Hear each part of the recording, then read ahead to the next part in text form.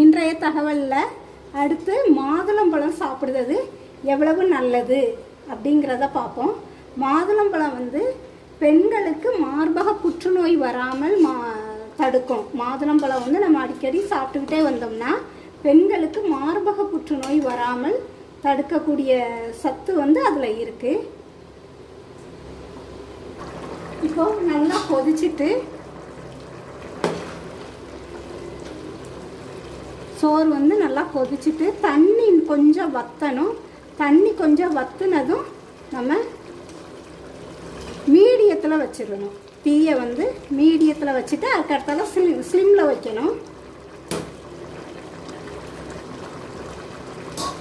தம் போடுறதும் இன்னும் கொஞ்சம் தண்ணி வற்றினதும் தம் போடணும். இப்போ கொஞ்சம் மீடியமாக வச்சுருவோம். வச்சுட்டு இப்போ மூடி வச்சுருவோம்.